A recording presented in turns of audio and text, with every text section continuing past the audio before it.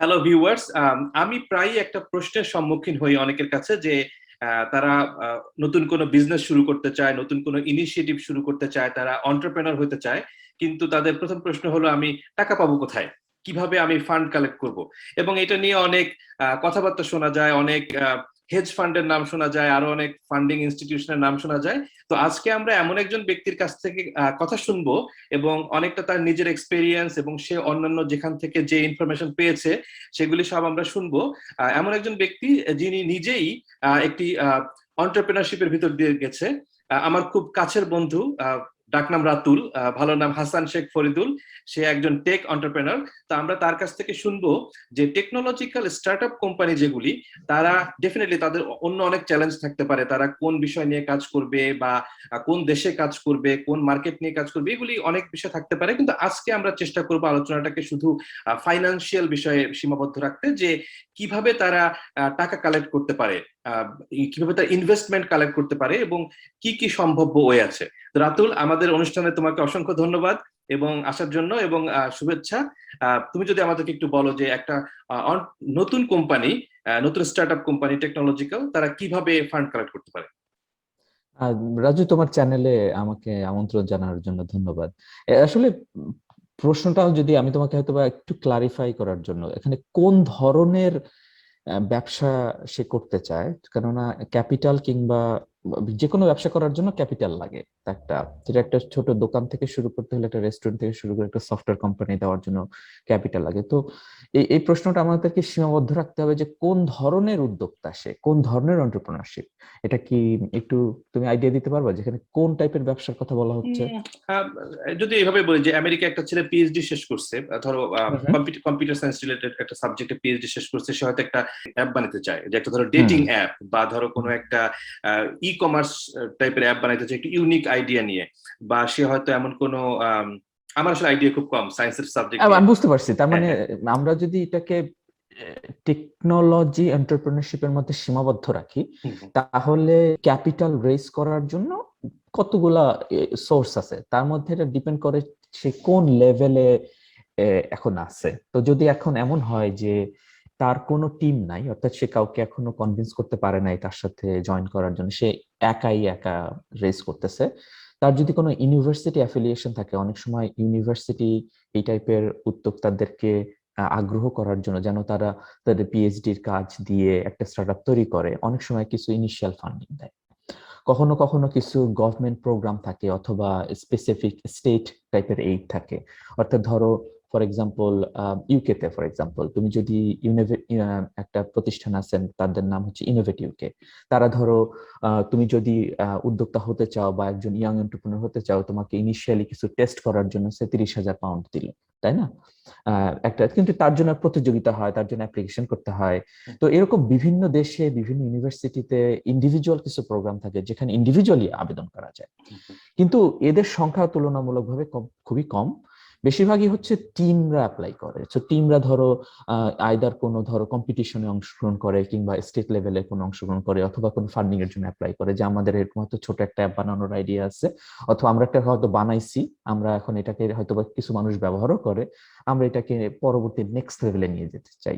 তো এই টাইপের ক্ষেত্রে তারা সরকার, ইউনিভার্সিটি, বিভিন্ন ধরনের দাতব্য সংস্থা, তাদের কাছ থেকে ফান্ডিং এর জন্য অ্যাপ্লাই করতে পারে।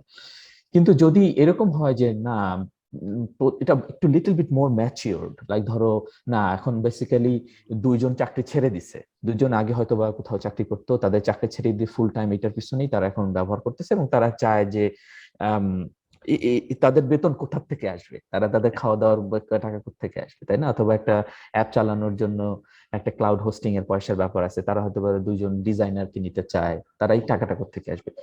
যখন when you need like little bit more significant money, এই ক্ষেত্রে তোমাদেরকে প্রফেশনাল ইনভেস্টর আছে, এই সেন্সে তাদেরকে বলে ভিসি অথবা ভেঞ্চার ক্যাপিটাল ইনভেস্টর। তোমাদের এখন ভিসির মধ্যে বিভিন্ন ধরনের ভিসি আছে, রাইট? যারা ধরো বিভিন্ন লিগের, যেমন ধরো ইউকে তে যেমন বিভিন্ন লিগ খেলা হয় না, যে বা বাংলাদেশে তো আছে যে হ্যাঁ, যে হ্যাঁ, ফার্স্ট ডিভিশন লিগ, হ্যাঁ, তারপরে এরকম করতে করতে একটা সময় কিনা মানুষ বিশ্বকাপে যায়, তাই না? বিশ্বকাপে তো ভিসির মধ্যে ওই ধরনের আছে। আচ্ছা। তো কেউ হয়তো বা ছোট ধরো 10 মিলিয়নের একটা ফান্ড চালায়, আর কেউ হয়তো বা সফট ব্যাংকের মতো 100 বিলিয়নের ফান্ড চালায়, তাই না? তো এই জন্য এটা পুরাপুরি নির্ভর করে তার স্টার্ট আপের তারা এখন কোন লেভেলে আছে এবং তারা কোন লেভেলে যেতে চায়, এবং সেই অনুযায়ী তারা ক্যাপিটাল ইনভেস্টরকে খুঁজতে পারে। তো এই যে বললা যে অনেক ধরনের ভেঞ্চার ক্যাপিটালিস্ট আছে এবং অনেক লেভেলের আছে, মানে অনেকটা লিগ টাইপের।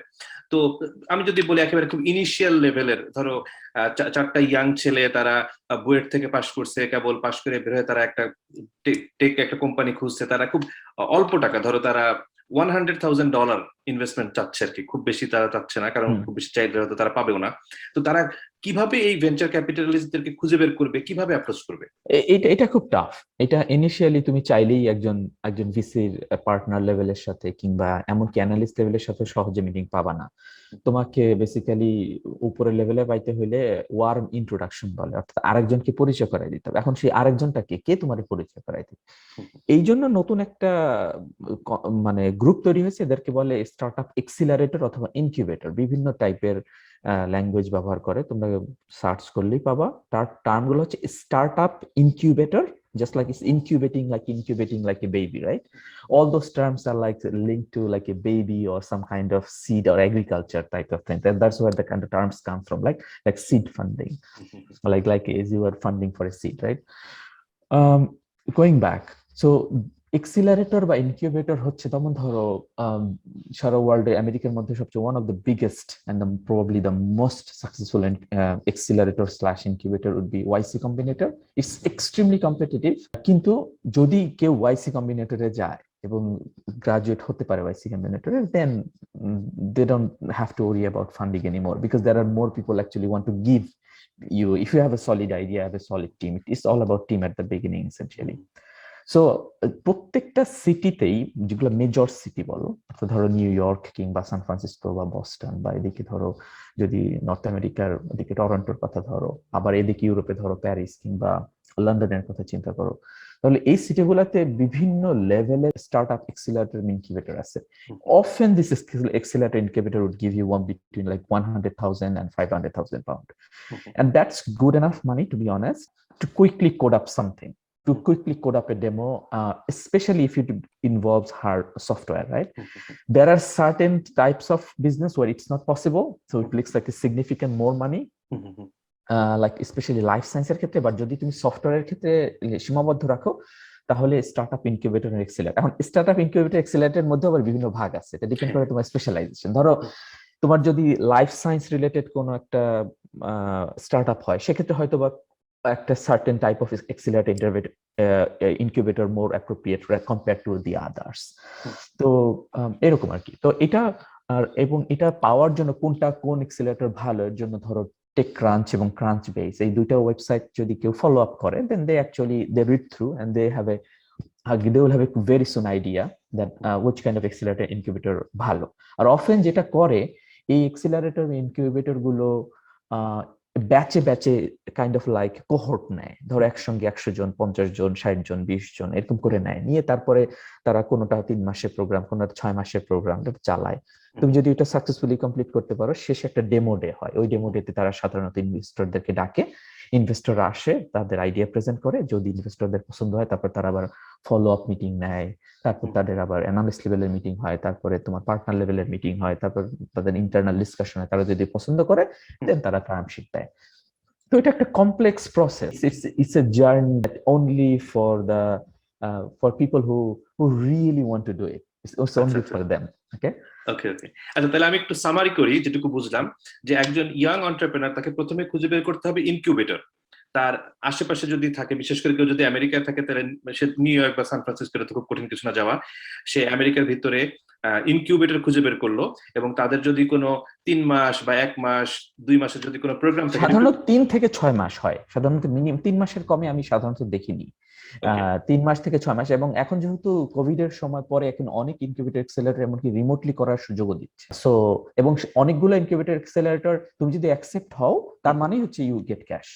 সো মানে অফকোর্স তারা ক্যাশে তোমার কোম্পানির একটা অংশ তারা এক্সপেক্ট করে ইন রিটার্ন, কিন্তু এটা কোনো ঘটনা না। ইনিশিয়ালি তুমি you want to learn, right? So it's much better that you try it and fail it rather than not try it in the first place. Exactly. আচ্ছা, তার মানে একটা ইনকিউবেটর ধরো আশেপাশে খুঁজে বের করা হইলো, এবং তুমি যে দুইটা ওয়েবসাইটের কথা বললা, সেই দুইটা ওয়েবসাইট আবার একটু নাম বলবা? একটা হচ্ছে টেক ক্রাঞ্চ, এটা এখানে ধরো কে কয় টাকা রেজ করছে, কোন ডেমো ডেতে কে কি প্রেজেন্ট করছে, এই টাইপের আর্টিকেল, কে কাকে কিনছে, এই টাইপের আর্টিকেল গুলো প্রেজেন্ট হয়। আর ক্রাঞ্চ বেজ হচ্ছে যেখানে সমস্ত স্টার্টআপ গুলোর একটা প্রোফাইলের মতো, তুমি ধরো লিঙ্কডইনে যেমন আমরা আমাদের ইন্ডিভিজুয়াল প্রফেশনাল প্রোফাইল লিখি, ক্রাঞ্চ বেজে একটা কোম্পানি কয় টাকা রেজ করছে সেটার প্রোফাইল লাগে। সেখানে গেলে তুমি দেখতে পাবা সে এই একটা কোম্পানিকে যদি ক্লিক করো, তাদের যদি ক্রাঞ্চ বেজে প্রোফাইল থাকে, দেখতে পাবে যে কার কার কাছ থেকে সে সিড লেভেল রেজ করছে, কে কোথায় ইনভেস্ট করতেছে, স্ট্যাটিস্টিক্স গুলো দেখতে পাবা। এই দুইটাই শুধু সীমাবদ্ধ না, আরো অনেক আছে অফকোর্স, ধরো বাট আর স্টার্টআপ রিলেটেড প্রচুর বই আছে, ইউটিউব চ্যানেল আছে, as usual as you can imagine, প্রচুর পডকাস্ট আছে, নিউজ লেটার আছে, যেগুলো যদি কেউ ফলো আপ করে, essentially learning as much as possible and try to filter out the noise, and they can essentially train themselves. Good. তাহলে আমি আবার সামারিতে চলে যাই আমার বোঝার জন্য এবং আমার অডিয়েন্সের বোঝার জন্য। তুমি যে দুইটা ওয়েবসাইটের কথা বললা, সে বা এরকম আরো অনেক আছে, অনেক সোর্স থেকে সেই ইনফরমেশন খুঁজে বের করলো, একটা সুইটেবল ইনকিউবেটর খুঁজে পেলো, এবং দেখা গেল তাদের হয়তো 3 মাস বা 4 মাসের একটা গ্রুমিং প্রোগ্রাম আছে, তাই না? সেই তাকে ওই গ্রুমিং প্রোগ্রামের ভিতর থেকে তার যে আইডিয়াটা বা তারা ইনিশিয়ালি যেটুকু কাজ করেছে ওইটাকে তারা আরো বেশি ডেভেলপ করতে হেল্প করে ওই 3 মাসের ট্রেনিং প্রোগ্রাম শেষ করার পরে তখন তারা প্রেজেন্ট করতে পারে ইনভেস্টরদের সামনে, এবং ইনভেস্টররা যদি ওখানে ইনভেস্ট করতে রাজি হয় তখন বিষয়টা সামনে আগায় যায়। কারেক্ট। এটা অনেকটা তোমাদের যদি অ্যানালজি দেই, মানে ধান চালানোর আগে বীজতলা তৈরি করতে হয়, ঠিক আছে? নরমালি ধান ছিটায়, যে ধানটা বেসিক্যালি দিয়া তোমার চারা হবে, তো যখন ছিটায় তখন জাস্ট র্যান্ডমলি ছিটায়, তখন ছোট ছোট ছোট ছোট চারা হয় ধানের, দেখতে ঘাসের মতো লাগে। তারপর ওইগুলাকে তুলে ফেলে বাজারে নিয়ে আসে, বাজারে নিয়ে আসার পরে ওই ওই ধানের ওই চারাগুলা বিক্রি হয়, ওগুলা আবার আরেকজন কৃষক কিনে নিয়ে যায়, কিনে নিয়ে গিয়ে আবার সেরা সিস্টেমেটিক্যালি লাগায়, একটা কয়েক ফিট দূরে দূরে করে লাগায়। তো ধরো তুমি যদি ইনকিউবেটর এক্সিলারেটরের কথা চিন্তা করো, জিনিসটা অনেকটা এরকম যে ধরো তুমি খালি প্ল্যান নিয়ে আসছো যে আমি আসলে ধান বানাবো, এক সময় ধানও বানান, তুমি হয়তো বলছো আমি কাস্টার্ড আমি আমি একটা হয়তো বা একটা ডেজার্ট বিক্রি করবো, এই আইডিয়া নিয়ে আসছো। আর কেন তার বলছে যে আচ্ছা, তার ডেজার্ট বিক্রি করতে হলে তো তোমার চিনি লাগবে, চাল লাগবে, একটা স্পেশাল ডেজার্ট অথবা ভাত বেস। তো তুমি কেবল এক্সিলারেটর ইনকিউবেটর যেটা করে সেটা হচ্ছে যে তুমি যে ধান লাগানো এবং তারপরে যে ঘাসের মতো যে বীজগুলো হয়েছে সেটা নিয়ে যে দোকানে আসছো বা হাটে আসছো, ওই পর্যন্ত হাটে এখন ইনভেস্টররা আসছে যে এই ঘাসটা দেখতে তো ভালোই, এটা দেখতে মনে হচ্ছে ভালো জাতের হাইব্রিড, ভালো ভালো মনে হবে, তখন ইনভেস্টর এটা কিনে নিয়ে গেল বেসিক্যালি এই লেভেল পর্যন্ত। then of course you have there a long way to go, right? but this is probably the closest analogy I can come up with.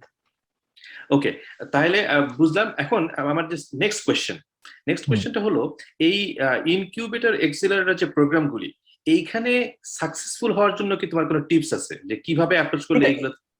এটা তোমার মানে বারবার অ্যাপ্লিকেশন করে দেখতে হবে যে ওই টাইপের একটা এক্সিলারেটরের মধ্যে তো বিভিন্ন ধরন আছে, যে এক একটা, ধরো ফর এক্সাম্পল ইউরোপের ক্ষেত্রে সবচেয়ে ভালো এক্সিলারেটর হচ্ছে এন্টারপ্রেনার ফার্স্ট, যেখানে যারা কিনা আমাকে সিড ফান্ড দিছিল লাকিলি, তারা বেসিক্যালি ডিপ টেকনোলজি ফোকাসড কোম্পানিগুলোকে, এবং যেখানে গিয়ে বেসিক্যালি ট্যালেন্ট ইনভেস্টর, মানে এখানে তুমি you can get the opportunity to find your co-founder as well, right?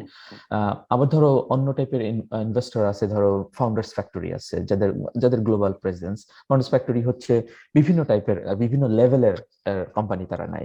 আবার ওদিকে ধরো ইউএস এর দিকে চিন্তা করতে পারো, Y combinator, again you need to have a team. So তোমাকে আগে একজনকে কনভিন্স করতে হবে, তোমাদের প্রপার প্রোডাক্ট কাইন্ড অফ কিছু একটা ট্রাকশন থাকতে হবে, একটা ডেমো থাকতে হবে, আইদার কাইন্ড অফ তোমার প্রোডাক্ট থেকে তোমার কাস্টমার ফিডব্যাক আছে, এটা লাগবে।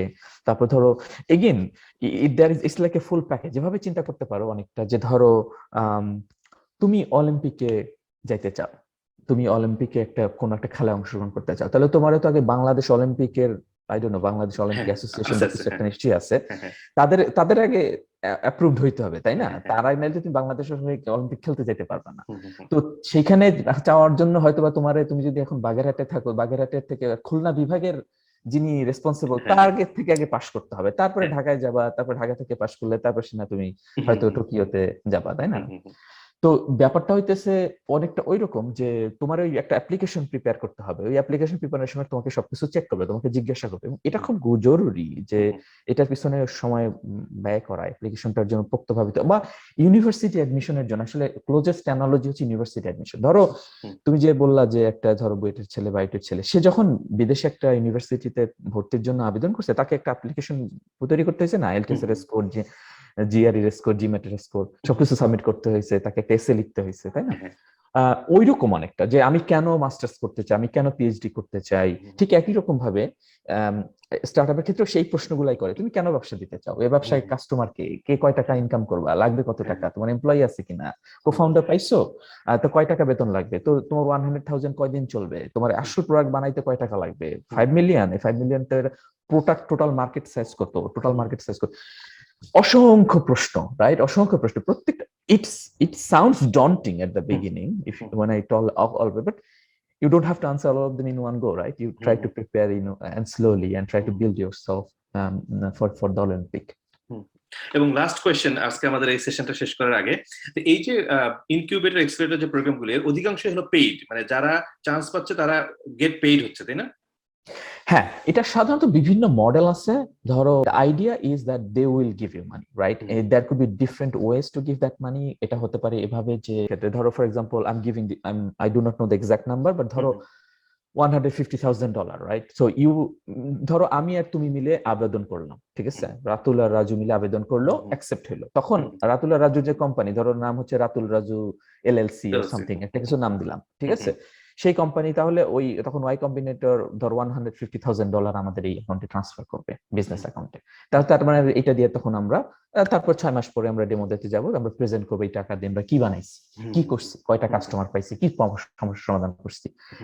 তখন আমরা প্রেজেন্ট করে বলবো যে আমরা এই প্রোডাক্টটা ডেমো তৈরি করছি, বা এতগুলো কাস্টমার আমাদের প্রোডাক্ট ব্যবহার করে, আমাদের এখন 5 মিলিয়ন টাকা দরকার হইলে আমরা হয়তোবা আরো 10 গুণ, 100 গুণ, 500 গুণ কাস্টমার অর্জন করতে পারবো, অথবা স্পেসিফিক এই প্রবলেমটা সলভ করতে পারবো যেটা কাস্টমারের এখনই দরকার, অথবা এই প্রোডাক্ট বাজারে লঞ্চ করতে পারবো। প্রত্যেকটা আইডিয়ারই একটা স্পেসিফিক ডেলিভারি থাকে। তো এবং টাকাটা সাধারণত কোম্পানির অ্যাকাউন্টে আসে। খুবই রেয়ার কেসে কিছু কিছু অ্যাক্সিলারেটর আছে যারা ইন্ডিভিজুয়ালি কাইন্ড অফ স্টাইপেন্ড বা স্যালারি কেটে দেয়। That's rare, that's very very rare. Normally they invest in the company. এবং এই টাকাটা কি অ্যাজ এ লোন, মানে তোমাকে এটা পে ব্যাক করতে হবে? না না, it's equity investment, right? So it's not a loan, it's equity investment. মানে হচ্ছে যে যেখানে বেসিক্যালি সে তোমার কোম্পানির একটা অংশ এক্সপেক্ট করতেছে, এই কিভাবে এক্সপেক্ট করতেছে এটা বা বিভিন্ন মেকানিজম আছে। It could be a direct equity investment, like ধরো টোটাল কোম্পানিটার ভ্যালুয়েশন ধরো 2 মিলিয়ন, যদি 100,000 দেয় তাহলে 100 divided by 2 million, 2 million post money valuation. Don't ask me what is post money valuation, and then it will take like another 5 minutes to explain. মানে basically চিন্তা করো, it's like a pie, it's like a cake, it take a small slice of the pie, এভাবে চিন্তা করো। হ্যাঁ, মানে তারা কোম্পানির একটা পার্সেন্টেজ কিনে নিচ্ছে আর কি বেসিক্যালি তোমার কাছ থেকে। কারেক্ট। অনেক ক্ষেত্রে ডাইরেক্টলি এটা কিনে না, অনেক ক্ষেত্রে যেটা করে সেটা হচ্ছে তারা প্রমিস করে যদি তোমার কোম্পানির ভ্যালুয়েশন অনেক বেশি হয়, maybe they will take a smaller slice, but if যদি কোম্পানির ভ্যালুয়েশন অনেক কম হয়, maybe they will take a bigger slice. এটা বিভিন্ন ইনভেস্টমেন্ট অপশন আছে, যেমন ধরো এটাকে বলে কনভার্টিবল লোন নোট, একটা টেকনিক, আর একটা নাম আছে safe note, different kind of techniques. These are financial instruments, the way you own part of the company, okay? The technical term is financial instruments. We can have a separate conversation another day. Exactly. আমরা এই সেশনে আমি অডিয়েন্সদেরকে বলছি, এই entrepreneurship নিয়ে আমরা অনেকগুলি programme করব। আজকে শুধু আমরা ফাইনান্সিয়াল বিষয়টাকে সীমাবদ্ধতা থাকছি আর কি। তো লাস্ট প্রশ্ন, সরি, এর আগে একবার লাস্ট প্রশ্ন বলে আরেকটা প্রশ্ন করছি। লাস্ট প্রশ্ন, তাহলে যদি কোনো কোম্পানি এই 3 মাসের বা 4 মাসের প্রোগ্রাম শেষে ফেইল করে, মানে সে কোনো ইনভেস্টর পাইলো না, তাইলে তো ওই যে যারা ইনভেস্টর, যারা তোমাকে ওই যে $100,000 তাদেরকে টাকাটা তো পে ব্যাক করতে হবে না, পে ব্যাক করতে হবে না, কারণ তার মানে তুমি যদি কোম্পানি রেইজ করতে না পারে টাকা, then you have to close down the company. So there are certain procedure to close down the company, but that's not normal. Most of the technology startups die. So it has be, and যারা এটা invest করে তারা সেটা জানে তারা সেটা জেনে বুঝেই তারা ইনভেস্ট করে, কেননা তাদের এক্সপেকটেশন হচ্ছে যদি সাকসেসফুল হয়, ইটস আউটলায়ার গেম, এটা ওই নর্মাল ইনভেস্টমেন্টের মতো না জিনিসটা, বুঝছো? যখন কিনা তোমার একজন ভিসির ইনভেস্টমেন্ট ফর্মুলাটাই হচ্ছে it's an outlier, it's an exponential curve. Like ধরো একটা ইনভেস্টমেন্ট, একটা উদাহরণ দেয়, একটা কমন স্ট্যাটিস্টিক্স এরকম যে সিলিকন ভ্যালির ইতিহাসে সবচেয়ে সাকসেসফুল যে ভিসি ফান্ড, তারা তাদের 50টা ইনভেস্টের মধ্যে 49টা ইনভেস্টমেন্টই লস খাইছে। আই রিপিট, 50টা কোম্পানিতে ইনভেস্ট করছে, 49টাই লাভ হয়েছে। তাহলে তারা কিভাবে মানে সবচেয়ে মাত্র সাকসেসফুল 2% হলো? সাকসেস রেট ওদের। না, হ্যাঁ, তাহলে তাদের কিভাবে সাকসেসফুল হলো? কারণ 50 নাম্বার ইনভেস্টমেন্টটা ছিল গুগলের ইনভেস্টমেন্ট। সো এটা একটা মানে এটা একটা জাস্ট এক্সাম্পল দিলাম মাত্র, বাট এটা this is true for pretty much. So most of the investment doesn't really produce wildly successful return, but some of them produce so much return that it doesn't really matter that your rest of the investment. So it's critical for a VC not to miss the next Google, not to miss the so they don't really matter if they just lose few millions here and a few millions there. It's irrelevant. The critical part is not to miss the Facebook and Google of the next one, okay? And that's the biggest story for them. So that's why if you are an entrepreneur and actually truly try to build like a world-changing company, it couldn't be. The time is right now. The time is right now. And probably the time is not right now. The time was probably yesterday. Alright, thank you very much Ratul, আমাদের সাথে এত কিছু share করার জন্য। Definitely আমরা এইসব বিষয়ে আবার কথা বলবো।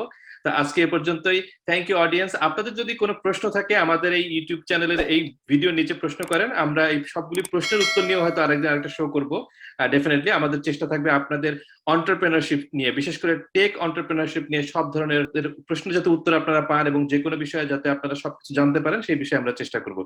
Ratul, thank you so much আমাদের সঙ্গে জয়েন করার জন্য। আমরা আরেকদিন আবার কথা বলবো। Okay, Raju, অভিনন্দন, বাই।